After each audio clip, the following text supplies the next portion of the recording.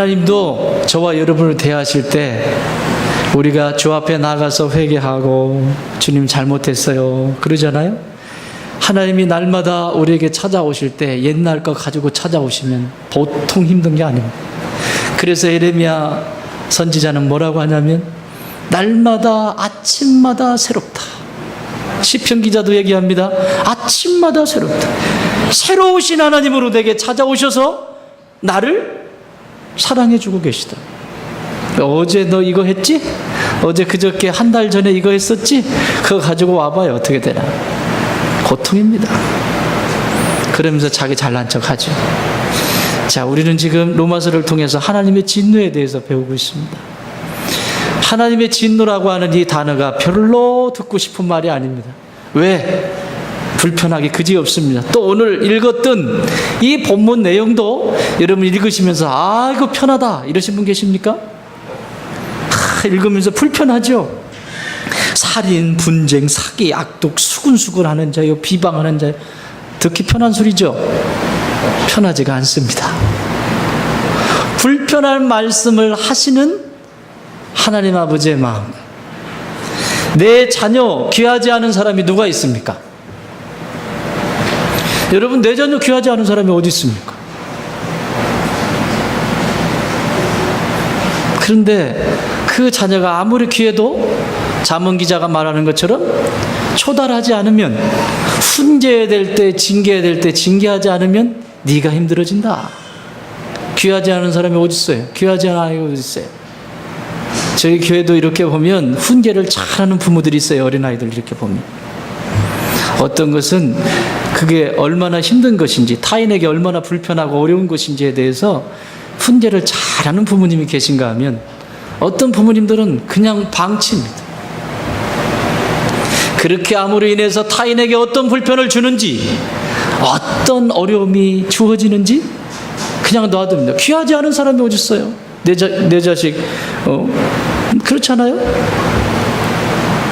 그러나 훈계해야 될 때 훈계하지 못하고 체벌해야 될 때 체벌할 수 없다면 그 아이의 미래는 장담할 수 없습니다. 오늘 하나님께서도 똑같은 말씀을 하시는 겁니다. 이 이야기는 여기서만 있었던 것이 아니라 구약의 전 역사를 타고 하나님은 이 하나님의 진노가 계속해서 얼마나 내 백성들을 사랑했으면 계속해서 돌아오라고 그렇게 말씀하시겠어요. 따라합시다. 돌아가면 산다. 이건 오늘도 똑같아요. 성도들도 주의 말씀을 듣고 그것이 깨달아지고 양심에 찔림이 있고 그러면 돌아오면 돼요. 그거면 끝이에요. 그런데 하나님이 지적하시고 말씀하시는데 돌아갈 줄 모르고 그냥 버티면 치엄절배 먹는 거죠. 어쩌겠어요. 그리고 포로로 붙잡히게 하게 되는 것이고, 그렇게 그 인생을 살아갈 수밖에 없어요. 눈물의 선지자 에레미야는 눈물을 흘리면서 세상에 그 어린 나이에 하나님이 부르셨어요. 어린 나이에. 그러니까 감당이 안 되니까 남유다가 멸망하기 전 590년 BC 590년경에 그가 예언을 하기 시작하는데 586년에 멸망하거든요. 예언을 하기 시작하는데 계속해서 저는 아이입니다. 저는 아이라고요. 저는 이렇게 작은 자를 불러서 뭐 하시려고 그럽니까? 하나님이 너 써야 되겠다. 그래서 예레미야 선지자는 결혼도 안 시켜요. 하나님 결혼도 안 시켜. 여러분 생각해 보세요. 결혼한 상태라 그러면, 제가 사역을 목회를 하면서 힘들고 어려울 때 가정에 돌아가면 가정에 위로해 줄 수 있는 가족이 있잖아요. 예레미야 선지자는 가족이 없어요. 그래서 읽을 때마다 감동적인 건 하나님의 마음을 이 선지자에게 담아서 말씀하시는 건, 내 백성 돌아오라고. 오늘도 올곧게 살아가지 못하고 자기의 의에 가득 차서 살아가는 그 민족을 향해서 밤이면 밤마다 나는 다시는 예언하지 않겠습니다. 하나님 앞에 절주도 해봐요. 나 예언하지 않겠다고. 그런데 밤이 찾아오면 그 고통 때문에 또 다시 가서 예언하면 철퇴를 맞고 저 터지면서까지 또 난 다시 안 하겠다고. 근데 또 시켜. 그래서 눈물을 얼마나 흘렸으면 이 눈물과 이 피부가 닿아서 침물이 날 정도로 울었다고 그러죠. 그것을 이스라엘 백성들이 남유다가 멸망해서 고통을 당하는 그 마지막까지 본 선지자가 예레미야예요. 저는 오늘 이 말씀을 준비하면서 그때의 역사가 오늘도 진행되고 있음을 봅니다. 오늘 주의 말씀을 통해서 내 안에 조금이라도 하나님께서 움직이는 무언가가 있다면 주께 돌아가는 역사가 있기를 주의 이름으로 축원합니다. 하나님의 진노는 나 잘되게 하시기 위한 거예요. 나를 건강하게 그리고 풍성하게 행복하게 살아가게 하기 위해서 하나님의 진노는 임해야 되는 거예요. 자, 지난 시간에 우리는 진노하는 그 대상이 두 대상인데 첫 번째는 불경건, 두 번째는 불의라고 말했습니다. 불경건한 건 뭐예요? 하나님 없다 하는 사람들, 불경건한 사람들이라고 그랬어요. 또 그런가 하면 하나님이 없다 할 뿐만 아니라 하나님을 경외할 줄 모르는 자, 그것도 불경건한 자라고 그랬어요. 오늘은 이 불의에 대해서 볼 건데 그러기 전에 지난 시간에 뒷부분을 조금 못 나눴어요. 하나님이 없다고 하는 자, 그리고 하나님을 경외하지 않는 자, 끝까지 이렇게 버티고 죽게 돌아오지 않을 때 어떤 일이 일어나는가? 24절에 하나님의 보호를 받지 못합니다. 24절 시작. 그러므로 하나님께서 그들을 마음의 정욕대로 더러움에 내버려 두사 그들의 몸을 서로 욕되게 하게 하셨으니. 다시 말하면 하나님이 이 인생을 보호해 줄 수가 없다. 여호와의 영광이 떠난 이 성전을 바라봐라. 여러분, 유대인들이나 이스라엘, 북이스라엘 백성들은요, 특히 남유다에 있는 백성들은 성전 중심의 사람들이었습니다. 그래서 이 성전은 하나님이 계신 곳이었습니다. 그러니까 이 하나님이 계신 곳이니까 성전에서 기도하면 다 되는 줄 알았어요. 다 되는 줄 알았어요. 그런데 자기들이 하는 것은 엉망진창의 삶을 살아가는 거죠. 그때 하나님이 뭐라고 말씀하시는가 하면, 나의 영광이 떠난 그 자리에서 너희가 백날 부르짖으면 뭐하니? 예수님은 이것을 이렇게 해석하십니다. 마지막 날에 너희는 아이벤 자는 불행한 자요, 그리고 마지막 날에 그 성전을 떠나 도망하라고, 피하라고 예수님은 마태복음 24장에서 분명히 말씀하세요. 자, 이걸 지금 바꿔서 얘기해 볼까요? 하나님의 전이, 하나님의 백성들이 모여있는 그 전에 하나님의 영광이 떠났다. 그러면 떠나셔야 됩니다. 여러분이 섬기는 이 좋은 땅 공동체, 이 교회에 하나님의 영광이 떠났다. 그러면 여러분도 떠나셔야 돼요. 아시겠어요? 같이 죽습니다. 오늘날 이렇게 가르치지를 않아요. 왜? 교인 뺏기니까. 그러나 성경은 그렇게 말씀하고 있지 않아요. 여호와의 영광이 떠난 그곳에서 너희가 백날을 부르짖으면 뭘 하니? 여호와의 임재가 없는 그곳에서 너희가 무슨 일을 한들 그건 내가 기억이나 하는 줄 아니? 너희들이 가져오는 재물 나는 지긋지긋하다 그만 가져와라. 차라리 성전문을 걸어 잠그는 사람 누군가가 있었으면 좋겠다. 문은 다 열어놔 들어오라고. 근데 영광은 떠나버렸어. 나는 이 공동체가, 이 교회가 하나님의 영광으로 충만케 되기를 바랍니다. 뿐만 아니라 여러분의 마음의 성전 안에 하나님의 영광이, 하나님의 임재가 떠나 있다면 장담할 수 없습니다. 그곳에서 무엇을 할 수 있고 그곳에서 어떤 역사를 펼쳐낼 수 있겠습니까? 날마다 분열과 분쟁을 하나님이 보호해 줄 수가 없대요. 또 25절에 보면 25절은 이렇게 기록하고 있습니다. 이는 그들이 하나님의 진리를 거짓 것으로 바꾸어 뭐라고요?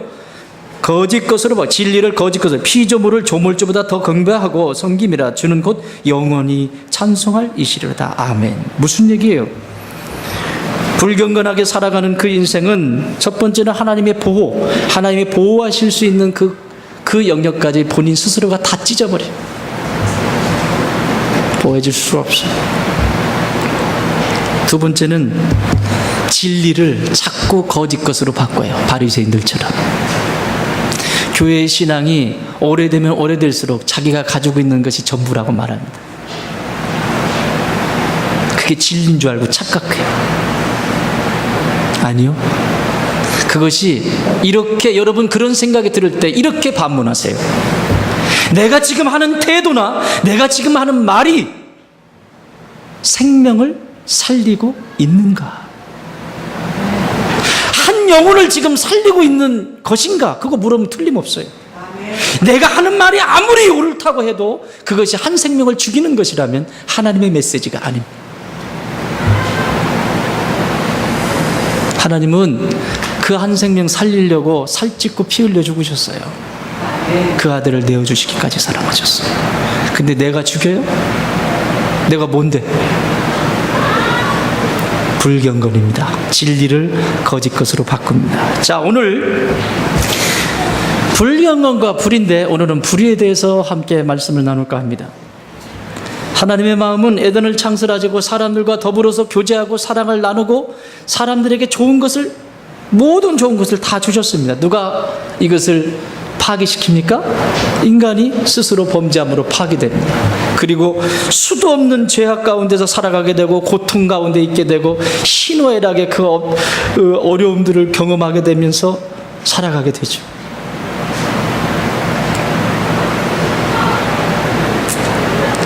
그때마다 하나님은 선지자들을 보내서 구원의 역사를 이루시고, 그래도 안 되니까 인간의 몸을 입고 하나님이 이 땅에 오신 사건.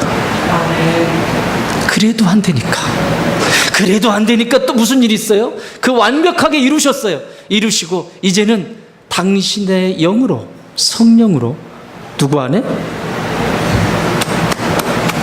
내 안에 성전 삼으셨어요. 아멘.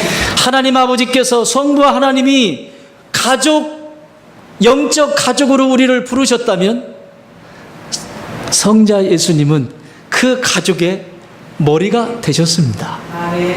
그리고 그 각 사람 안에 성전을 삼으신 분이 성령 하나님이십니다. 아멘. 삼위일체 하나님의 작품이에요. 그렇다면 오늘 저와 여러분 안에서 무엇이 작동이 되어야 되냐면 성령 하나님의 그 따뜻하고 명철하고 온유한 것이 이 안에서 작동이 되어야 돼요. 아멘. 사도 바울 선생님은, 목사님은 인생이 살아가면서, 성도가 살아가면서 반드시 맺어야 될 열매가 있단다. 그러면서 이렇게 얘기합니다. 성령 안에서 맺을 열매 9가지 열매. 너무 잘 알죠? 달달달달 외웠어요. 한번 해볼까요? 사랑, 희락, 화평, 오래 참음, 자비, 양선, 온유, 맞나? 충성, 온유, 절제. 애우기는 잘하죠. 이 열매를 맺으면서 살아가는 사람들이 행복한 사람들. 이 열매를 맺으며 살아가는 사람들이 하나님의 성품에 참여한 자고 예수 그리스도의 그 삶의 모든 영역 속에서 그분의 장성한 분량까지 자라가게 되어 있습니다. 아멘. 오늘 여기 본문을 보시면 불의에 대해서 26절 이하에 쭉 설명하시는데 이 말씀의 핵심은 28절에 있습니다. 28절 같이 읽겠습니다. 28절 시작. 또한 그들이 마음에 하나님 두기를 싫어하며 하나님께서 그들을 그 상실한 마음대로 내버려 두사 합당하지 못한 일을 하게 하셨으니, 뭐라고요? 마음에 하나님 두기를 싫어해요. 이게 불의의 시작입니다. 하나님의 의가 이루어지지 못하는 불의의 시작이 뭐냐? 마음속에 하나님 두기를 싫어해요. 여러분, 인생들은 하나님 두기를 싫어해요. 하나님 불편해요. 신앙생활 하면서도 자기가 죄질 때는 잠깐만요. 주님 여기 잠깐만 계세요. 내가 가서 좀 일 좀 처리하고 오셔서 놀아줄게요. 잠깐만 계세요. 그리고 눈 좀 감고 계세요. 여기 보지 마시고 척척 돌리고 계시라고요. 그리고 나가서 사고 다 치고, 저 다녀왔습니다. 하나님 두기를 싫어요. 여러분, 여기 이것을 근거로 해서 이제 그 밑에 29절부터 쫙 나열되어 있는 죄성이 지금 드러나 있거든요. 29절부터.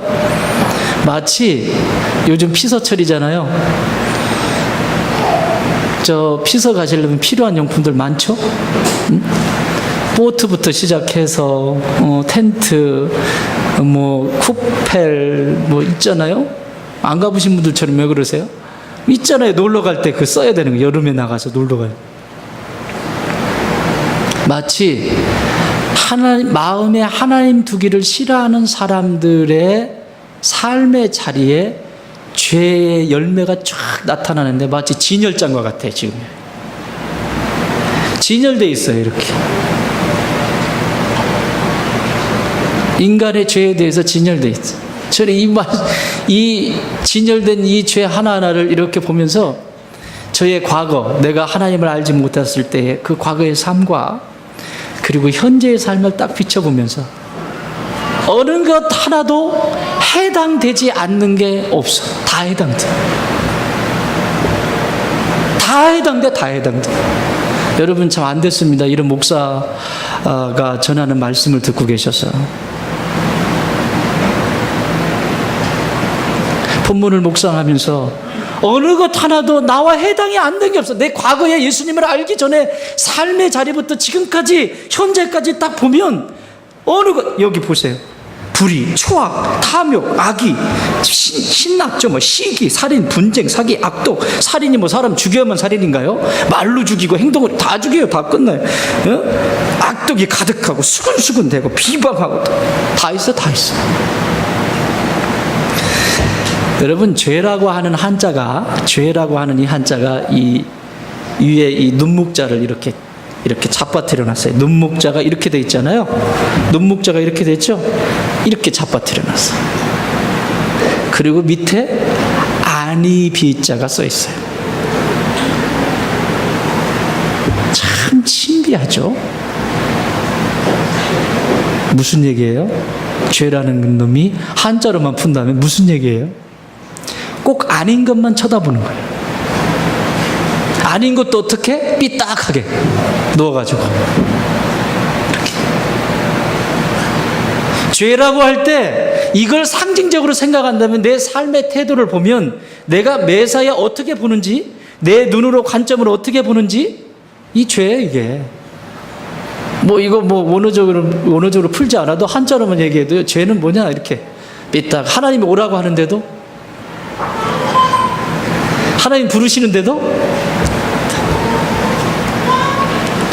봐야 될 것을 보지 못하고 엉뚱한 걸 보고 있는 거예요. 아닌 것만 골라서 봐요. 이게 그리스도인들에게는 없냐? 여러분은 없으시겠지만 저는 있어요. 그게 죄예요. 악은 뭔지 아세요? 악은 동아시아 할 때 그 아자 있죠? 범사의 그 영역 속에서 움직이는 그런 모습들. 근데 이게 버림받다라고 할 때 아자이기도 합니다. 근데 그 밑에 마음심이 있어요.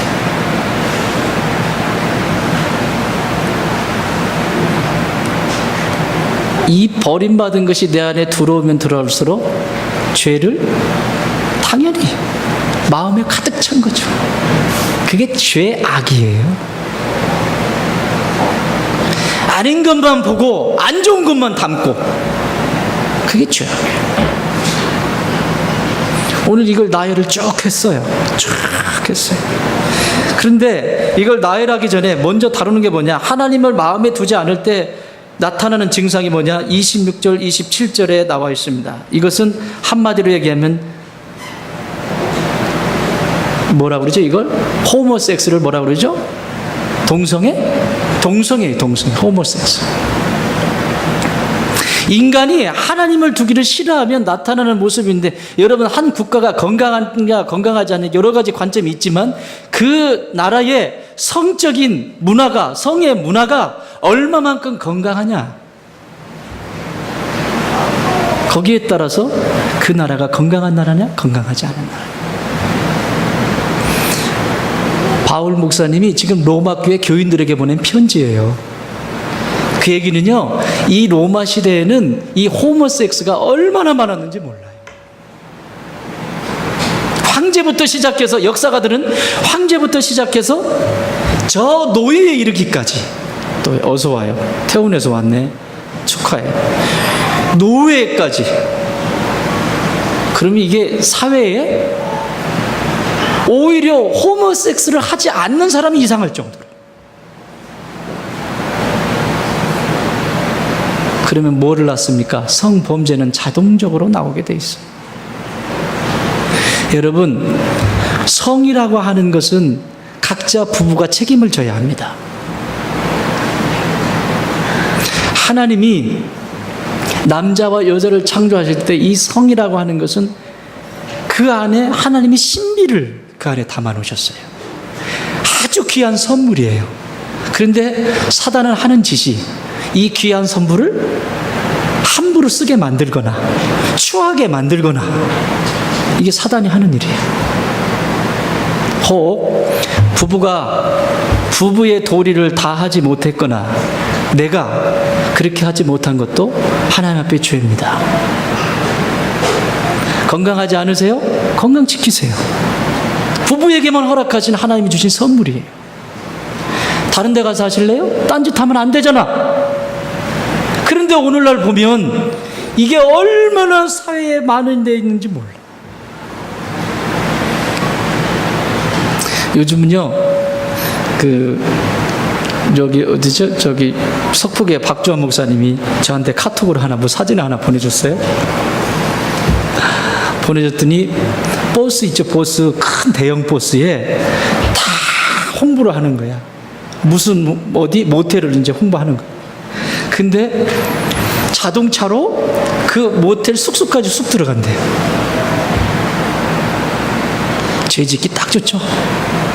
아주 그런 머리는 아주 기가 막히게 돌아가요. 그거를 차를 세워놓는데, 이 길 옆에다가. 에? 아침마다 봐요? 하나님이 가장 귀한 것, 가장 아름다운 것을 가장 추하게 만들어버리는 것이 사단입니다. 그러므로 부부는, 특히 부부들은 각자의 책임을 다하십시오. 하나님이 우리에게만 허락하신 것이다. 하나님께서 우리에게만 허락하신 것이다. 이게 이제 타락하기 시작하는 거예요. 무책임한 동거, 간통, 강간, 혼음, 변태, 성행위, 동성애, 이게 그냥 그대로 나타나는 거예요. 그래서 역사가 베르길리우스가 한 말이에요. 이건 황제부터 시작해서 노예에 이르기까지 로마 전역에 퍼져 있다. 그런 가운데 그리스도인이라고 여기 물들지 말라는 법이 있습니까? 바울은 이것을 지금 편지에 담고 있습니다. 너희 마음이 하나님을 두기 싫어하면 성도도 장담할 수 없다. 아무리. 그리고 이제부터 그 죄의 진상을 밝히기 시작하는데, 이것을 쭉 설명하는데 한 9가지 그룹으로 딱 정리할 수 있습니다. 첫 번째 그룹, 여기 29절, 모든 불인데 추악, 탐욕, 악의. 이 추악과 악의와 탐욕은 한 그룹입니다. 추악은 악한 것을 행동으로 옮겨놓는 걸 추악이라 그래요. 행동으로 옮기는 거. 근데 악의는 그걸 할까 말까, 이 내적인 동기예요. 이 속에서 이걸 할까 말까 다 결정하면 그것을 추악, 겉으로 표현되는 거예요.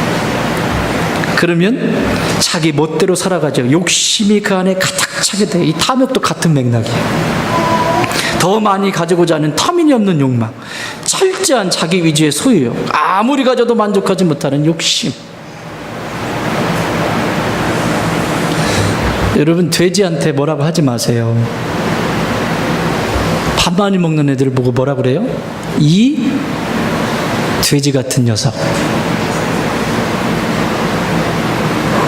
한번 여쭤볼게요. 여러분, 50만 원짜리 식사권이 왔습니다. 뷔페에 50만 원짜리 식사권이 왔어요. 그러면 여러분 그 뷔페에 가서 한 젓씩만 딱 드시고 오시죠. 50만 원짜리는 감동이 안 오네. 500만 원짜리 더 쓸게. 500만 원짜리 500만 원짜리 식사권을 초대를 받았어요. 디너. 그러면 가셔가지고 한 젓씩만 딱 먹고 오시지요.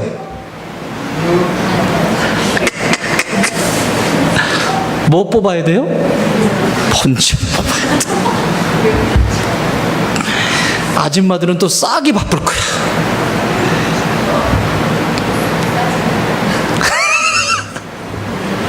그런데 바꿔 생각해 보세요. 돼지를 거기 풀어놨다고 생각해요. 돼지.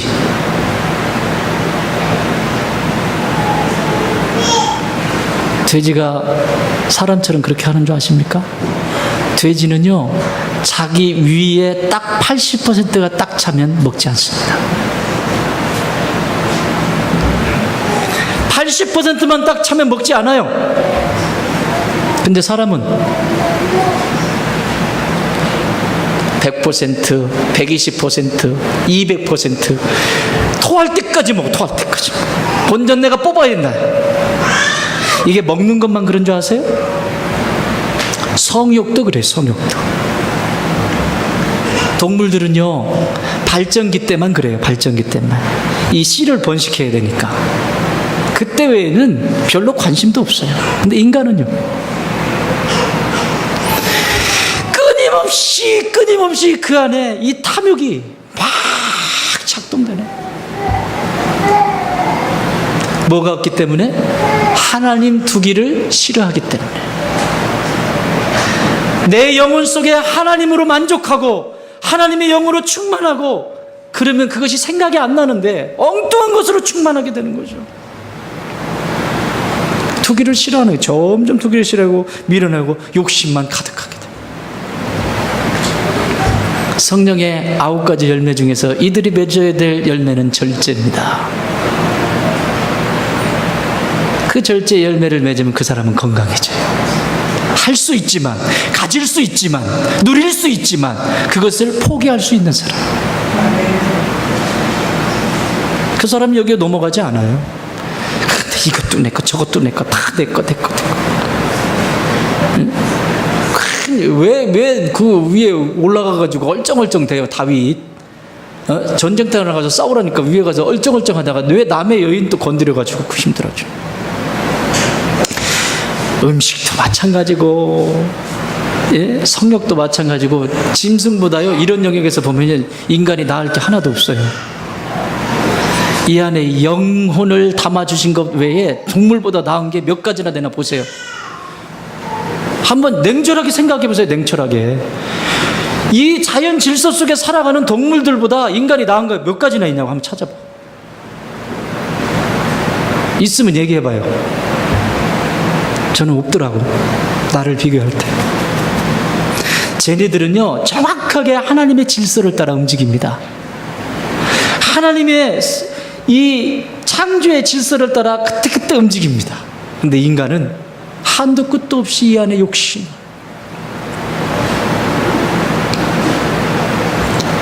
내 안에 하나님의 영을 부어주신 것 외에는 저 피조물들보다 나은 게 인간에게는 하나도 없어요. 여러분 인정하십니까? 이게 인정이 돼야 하나님의 은혜가 들어가요. 하나님의 은혜가 임하기 시작해요. 그래도 사람이 그런 것들보다는 몰라요. 낫기는 없어. 시도 때도 안 가리고. 동물들은요, 자기 새끼 딱 키우잖아요. 딱 키우면 자기 스스로 딱 클 때 딱 되면 딱 분리시킵니다. 동물은 늙어 죽을 때까지 안 따라다닌다고. 인간은요, 저도 장담 못해요. 인간은요, 공부시켜서 결혼시켜 애 낳아, 자기 죽을 때까지 졸졸 따라다녀. 죽을 때까지. 뭐가 나요? 낳기는 다 각자 살아가는 방법 살아갈 수 있도록 하나님이 이 땅에 보내셨어요. 끊임없이 이렇게 살아요. 이 욕심. 두 번째 그룹은 시기와 살인과 분쟁이에요. 시기, 여러분 이 시기로부터 살인이 나요. 시기하기 시작하죠. 시기 딱 들어오면 그때부터 속에서 뭐가 움직여 분쟁이 생기기 시작해. 그리고 살인. 여러분 뭐 사람을 생물학적으로 죽여야만 살인이 아니에요. 이미 죽여요. 몇 번 죽였다 살렸다 막 하잖아요. 이게 뭐부터 오냐? 시기부터 오는 시기. 왜 그럴까요? 시기가 왜 올까요? 자기 자리를 못 찾기 때문에 그런 거예요. 자기 자리를 못 찾기 때문에. 자, 교회로 얘기해 볼까요? 목사님이 일을 시켜요. 뭔가 일을 시키면 일을 시켜보면 참 깔끔하게 정리도 잘하고 그래요. 그럼 자꾸 그 사람 부르겠죠. 응? 그러면 자기는 안 부른다 이거예요. 목사님은 김집사만 아껴. 김집사만 사랑해. 자기가 한 거는 생각을 안 하고, 자기가 그동안에 어떻게 했는지는 생각을 하지 않고 누구만 사랑해? 누구만 아껴? 김집사만 아껴.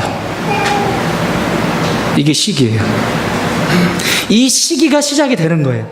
딱 시기가 시작이 돼요. 그러면 고깝죠. 그러면 생각을 해보세요. 시기가 아니라는 것은 그렇게 할 때 내가 그렇게 목사님 부르지 않을 정도로 뭔가가 있다는 거잖아요. 그럼 그걸 보면 되는 거예요. 저분은 저걸 잘하지만 나는 그게 안 되잖아. 나는 대신에 이건 잘할 수 있어. 이러면 정리되면 끝이잖아요. 그런데 자기가 할 줄 못하는 것까지 다 해야 돼. 자기가 할 수 있는 게 있고 할 수 없는 게 있거든요.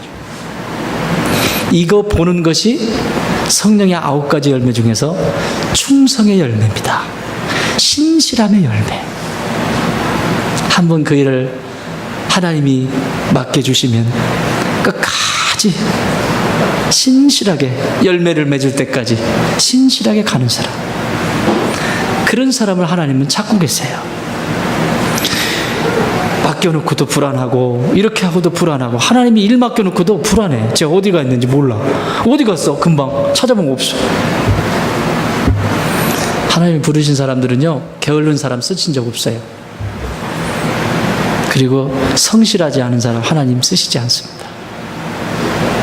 똑같아요. 여러분 그런 사람 있어보세요. 부지런한 사람, 열정이 있는 사람, 그리고 성실한 사람 여러분 주변에 있을 때 불편하던가요? 자신의 열정을 가지고 성실하게 자기에게 맡겨준 것, 그것을 잘 감당하는 사람이 있으면 불편하던가요? 그렇지 않습니다. 행복합니다. 편하고 기쁘고. 그런데 시기가 딱 들어온 사람 옆에 있으면 불편해집니다. 벌써. 이건 이미 하나님을 이미 마음에 두기를 싫어하는 거예요. 신앙이 있냐 없냐 이 차원이 아니라 마음에 두기를 싫어해요. 그래서 하나님과 상관이 없는 행동을 하게 되어 있습니다. 자, 묻습니다. 지난주에 제가 저를 통해서 이 강단에서 말씀을 하나님이 주셨어요. 그럼 그 말씀을 붙들고 무엇을 어떻게 실천하시고 어떻게 살아오셨습니까? 적어도 고민하시고 그렇게 살려고 했다면 여러분은 하나님을 마음에 두신 분들입니다. 그러나 반대로 아무 생각 없이 이미 하나님 두기를 싫어하는 거예요. 그러면 뭐하러 좋은 땅 교회가 이 공동체에 있습니까? 내 멋대로 살 것 같으면? 그렇잖아요. 하나님이 하나님의 말씀을 대언하면 그 말씀 중에서 다 내 것이 될 수는 없지만 그 중에 하나, 이걸 붙들고 실천에 옮기려고 기도하면서 가는 사람과 그렇지 않은 사람은 어떻게 하겠어요? 그죠? 나는 우리 공동체의 모든 식구들이 주의 말씀을 귀히 여기고 그 말씀을 붙들고 승리하는 주의 종들이 되기를 바랍니다. 이사야 66장에 제일 싫어하는 하나님의 태도, 백성들을 향한 태도, 하나님의 말씀을 우습게 여기는 자, 그리고 마음에 통이할 줄 모르는 자, 이 두 사람을 하나님이 제일 싫어해요. 나의 말이 너에게 임하였을 때 그 말씀을 듣고 두려워 떨 줄 아는 자, 그와 함께 내가 일할 것이고, 그리고 그 말씀이 떨어졌을 때 그 말씀을 마음에 딱 떨어지자마자 심령에 통해할 줄 아는 자, 그 자를 내가 찾고 있다라고 말씀하세요. 그렇다면 오늘도 하나님이 찾으시는 사람은 누구냐? 말씀을 소중히 여기는 사람, 그리고 그 말씀을 두려워 떨 줄 알면서 마음을 찔림이 있을 때 통회할 줄 아는 사람. 세 번째 그룹은요, 사기와 악독입니다. 사기는 뭐냐면, 원어의 의미는 뭐냐면 낚싯바늘에 미끼를 뜻하는 거예요. 사기치는 사람들 있죠. 미끼 달아가지고 이렇게 거기에 딱 물려. 저도 그런 성향이 다분해요. 그래서 제 아내가요, 가지 마세요. 옛날에 제 교육전도사 때 사기 많이 당했어요. 그래가지고 제가 간다 그러면 제 아내가 불안해가지고 미끼를 딱 달아가지고 탈랑탈랑 하면 그거 딱 물어버리는 거예요. 사기의 뜻이 그거예요. 원어에. 여러분, 지금 여러분 안에 마귀란 놈이 사기치기 위해서 미끼를 딱 던지고 달랑달랑 하는 게 뭔가요? 그거 물면 큰일 나. 물면 안 돼요. 옆에 분에 인사하세요. 그거 물지 마세요. 시작. 물지 마세요. 물지 마세요. 그거 덥석 무는 순간 코끼입니다. 물더라도 제대로 물어야지. 진리를 물어야지. 가짜를 물고 그게 사는 방식인 줄 알아요. 이 사기를 치려면 그냥 되나요? 얼마나 독해져야 되는데요. 그래서 이 악독은요, 의도적으로 행하는 것을 뜻해요. 의도적으로 나쁜 짓을 하는 거예요. 의도적으로. 실수가 아니라 의도적으로 하는 걸 악독이라고 그래요. 의도적으로 하는 거. 그 사기치기 위해서 의도적으로 막 하는 거. 이때 맺어야 될 열매, 성령의 열매, 오래 참음입니다. 내 안에서 이런 것들이 작동되어질 때 내가 지금 사기치려고 하는구나. 그럼 접어야 돼요. 접어야 돼요. 안 돼요. 시간이 없으니까 빨리빨리 갑시다. 이거 하루 종일이라도 하겠는데. 네 번째 그룹, 수근수근하는 자, 비방하는 자. 네 번째 그룹, 비슷한 것끼리 묶은 거예요. 수근수근하는 자, 비방하는 자. 수근수근하는 것은요, 당사자가 없는 데서 하는 게 수근수근하는 거예요. 이게 제일 야비한 거예요. 당사자 없는데 수근수근하는 거. 근데 당사자가 모를까요? 알아요. 자기 미워하는 거 다 알아요.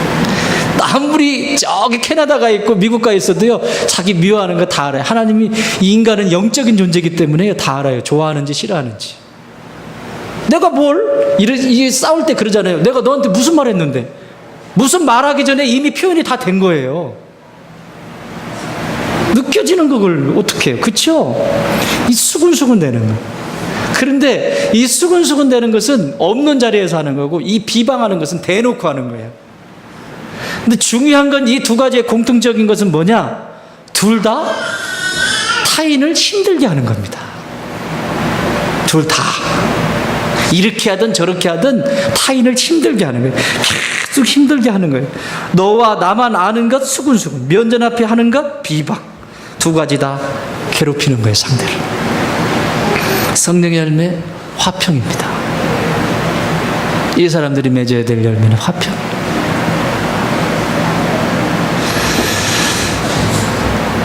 그리스도인들을 하나님의 화평의 도구로 부르셨어요. 왜죠? 예수님이 그러셨잖아요. 하나님과 인간이 깨져버린 이 관계 속에 예수께서 이 땅에 오심으로 인해서 하나님과 인간을 화평케 하셨다. 중간에 막힌 담을 허시고 화평케 하시기 위해서 오셨어요. 그러면 여러분, 누구 닮아가는 분들이에요? 예수님 닮아간다며. 예수님 닮아가기 위해서 있다면서요. 그럼 그래야죠.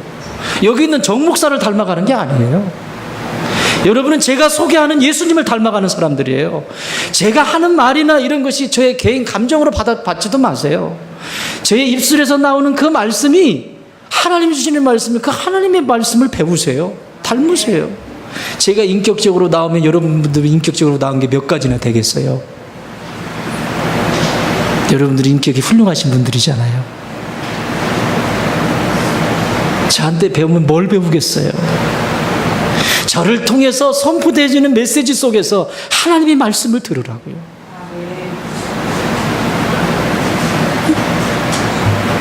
화평케 하라고 그랬는데 가는 데마다 불편을. 여러분, 화평케 하는 사람이에요. 옆에 분이 인사해요. 당신은 피스메이커입니다.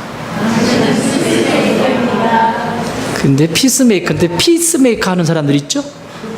쪼각쪼각 내는 피스메이커. 그냥 붙은 것도 자르고 다녀. 막 어떻게 날카로운지 몰라, 이 칼날이. 그래가지고 붙은 것도 잘라내. 막 이렇게 쓰임 받으면 안 돼.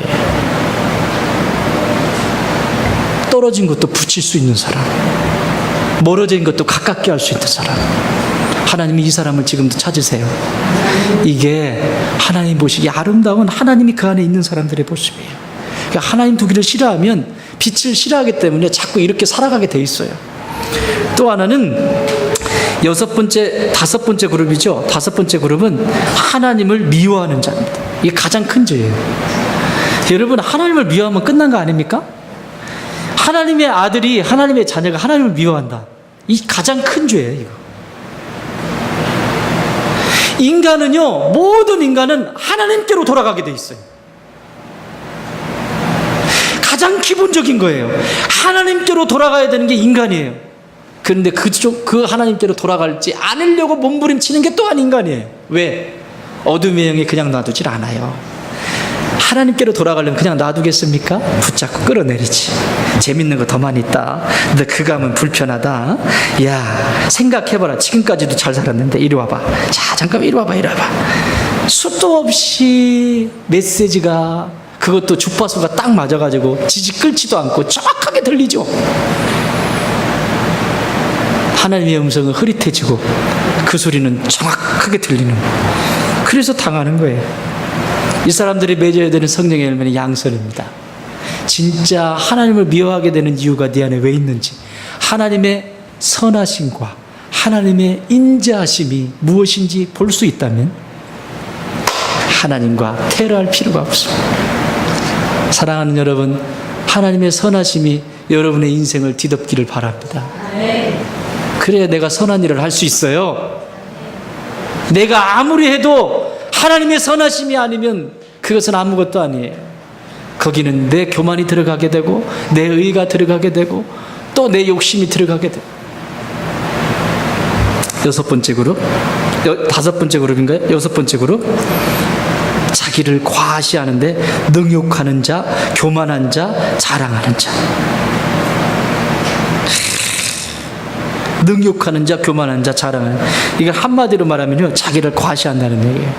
자기를 과시한다는 것은, 심리학적으로 볼 때 자기를 과시한다는 것은 반대편에서 딱 서서 보면 자기 자존감이 바닥을 치는 사람들의 태도입니다. 자기가 작은 것 하나 뭔가를 하고 나면 이걸 막 과시하고 싶어요. 자랑하고 싶어요. 그 얘기는 뭐냐면 자기 자신을 사랑하고 있지 않다라고요. 내 자신을 사랑하고 있지 않다. 그리스도인들이 오늘날 착각하는 게 있습니다. 성경과 전혀 동떨어진 개념으로 살아가는 경우들이 너무 많습니다. 예수님이 이 땅에 오셔서 공생애를 살아가실 때 첫 번째로 세례를 받으면서 하늘에서 음성이 들리기를, 공생애를 살아갈 때 이는 내 사랑하는 자요 내 기뻐하는 자다. 무슨 말씀인가 하면 하나님이 얼마나 사랑하는지, 사랑을 입은 자인지, 하나님께로부터 얼마나 사랑을 입은 자인지 이것을 잃어버리면 자기를 사랑할 수가 없습니다. 그러면 어떤 삶을 사는 줄 아세요? 자기를 사랑할 수 있는 사람만이 십자가를 질 수 있습니다. 자기를 사랑하지 못하는 사람은 절대 십자가를 질 수 없습니다. 예수님은 한 발짝 더 나가서 말씀하십니다. 내 이웃을 사랑하고 싶으니? 주변에 있는 사람 돕고 싶으니? 내 이웃을 내 몸과 같이, 너 자신과 같이 사랑해라. 뭘 전제로 하는 거예요? 뭘 전제로 하는 거예요? 네가 너를, 하나님이 어떻게 너를 사랑했는지, 네가 너를 사랑할 수 없는 상태에서 누구를 사랑한다고 하는 것은 너의 인생에 꼬일 수밖에 없고 고통스러울 수밖에 없고 없고 열매는 계속해서 쓰디쓴 열매만을 맺을 수밖에 없는 인생을 살아가게 돼 있어요. 너무 많이 봅니다, 이런 경우를. 자기는 사랑하지 않아. 나는 하나님 나라를 위해서 하나님 근심하세요. 꼭 마지막에서 문제가 생겨요. 내가 이렇게 했는데. 그 뭐예요? 자기 안 사랑했다는 얘기예요. 내가 교회를 위해서 이렇게 했는데, 내가 너를 위해서 이렇게 했는데, 이거 뭐예요? 자기 안 사랑했다는. 진짜 자기를 사랑했다면 그것이 나와 상관이 없어요. 아멘. 그게 십자가예요. 여러분, 예수님이 십자가 지시고 묻든가요? 내가 너를 위해서 십자가 이렇게 졌는데 너는 나를 위해서 뭐 했냐? 물으시든가요? 한 번도 물어본 적 없으세요. 그 사랑에 젖어서 내가 능동적으로 움직이는 것이지 수동적으로 움직이는 게 아니에요. 아멘. 잘 기억하세요. 계속해서 이게 무너져요, 내 안에서. 그러니까 인간관계 하면서도 그렇게 하는 거고요. 움직여 가는 거예요. 사랑이 없어요. 진짜 사랑이 없어요. 예수님과 내 사랑이, 그 끈끈한 사랑이 진짜가 없으니까 진짜로 줄 수가 없지. 짝퉁 주는 거지. 짝퉁 주면 줄수록 나는 고통스러워져요.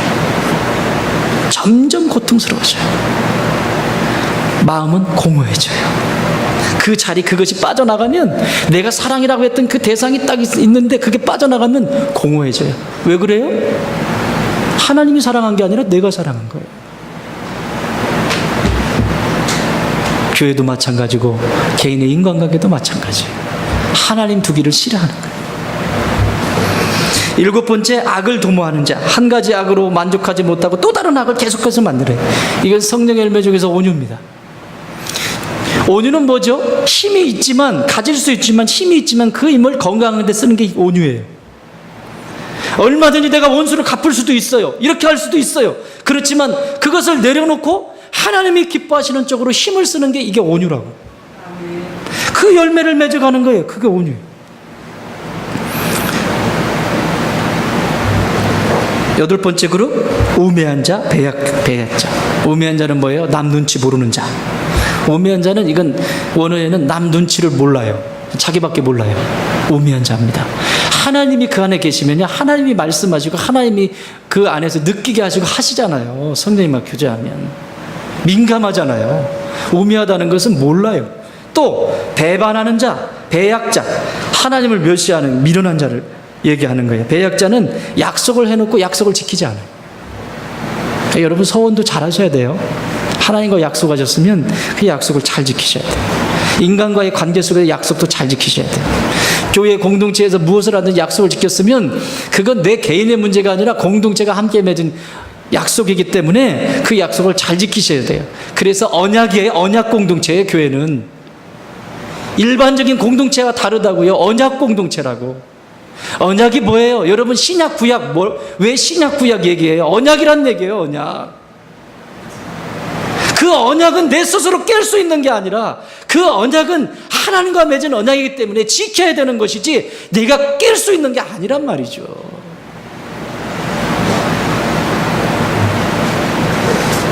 아홉 번째, 마지막 그룹. 그래서 이 8번째 그룹은요, 실학의 열매를 맺어요. 왜냐하면 끝까지 해내지를 못해요. 그냥 내가 관심 있는데 세상에 좋은 게 너무 많으니까요, 약속도 쉽게 파기하고요. 내가 좋은 게 있고 유익한 거 있으면 그거 잡을게 바빠서 움직이니까 끝까지 해낼 수 없겠죠. 그러니까 세상에 기쁜 일이 많겠죠. 하나님 안에서의 기쁨을 맛보지 못하기 때문에 일어나는 일이에요. 마지막은 무정한 자, 무자비한 자. 이때는요, 로마 시대 이때는요, 이 무정한 자, 무자비한 자를 사도 바울 목사님 가져오신 것은, 아이를 낳아요. 아이를 낳으면요, 엄마가 아이를 아빠 발치에 놔요. 그럼 아빠가 일어나서, 아버지가 봐서 일어나서 마음에 들면 안아. 그럼 얘는 키우는 거예요. 그런데 마음에 안 든다. 그럼 등을 돌려. 그럼 그 아이는 버려져요. 이런 시대라고요, 이게 지금 이 로마 시대에.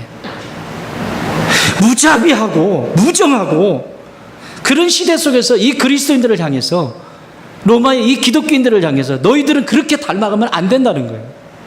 하나님 없는 자들처럼 그렇게 하면 안 된다는 거예요. 인간성을 상실한 세대지. 오늘날은 안 그렇습니까?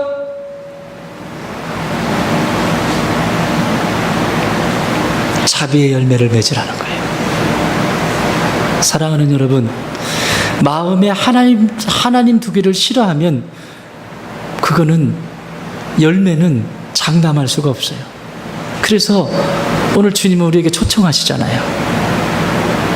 생수 아닌 것, 물 아닌 것, 그거 거기서 끌어올리려고 하고 애를 쓰는데, 예레미야 선지자가 말했던 것처럼, 예레미야서 2장에 말씀하고 있는 것처럼, 너희가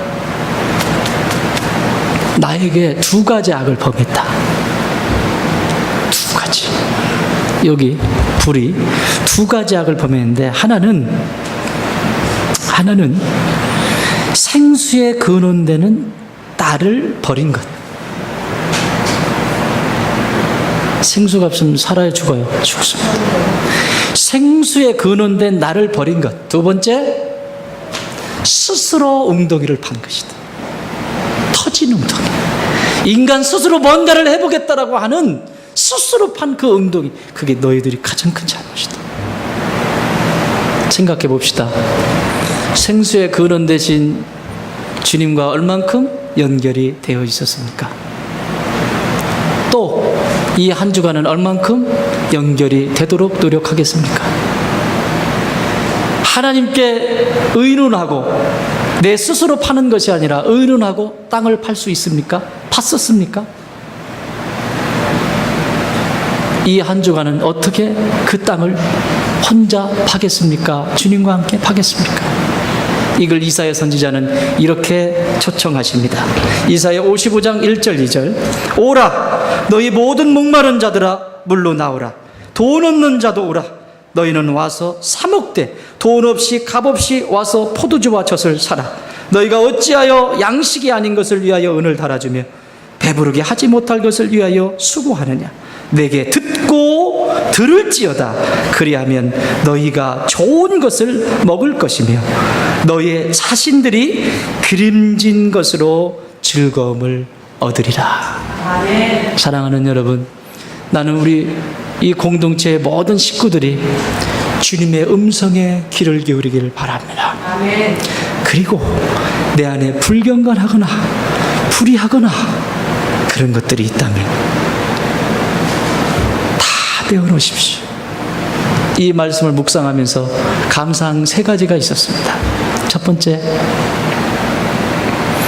내가 예수님을 알지 못했을 때 수없이 지었던 이 죄에 대해서, 이 엄청난 죄들이 있었는데 내 마음에 하나님을 두기를 싫어할 때 지었던 그 죄들에 대해서 저 십자가에서 그 죄를 다 사해 주셨다는 것에 대한 감사 뿐만 아니라, 오늘 내가 지금 살아가면서 예수 그리스도를 믿자마자 내 영혼에 모든 것을 사하시고 하나님의 영으로 충만케 해주셨다는 사실, 그리고 여전히 부족하고 나약한 존재지만 실수한다 할지라도 성령 하나님께서 내 안에 감동 주셔서 종국에 주님 나라까지 인도해 주신다라고 하는 분명한 확신, 그것이 얼마나 나에겐 감사했는지 몰라요. 사랑하는 여러분, 주께 돌아오십시오. 삶의 자리를 정비하시고 주께로 돌아오십시오. 주님이 값없이 돈 없이 모든 것을 나눠주시겠다고 약속하셨습니다. 기도합시다.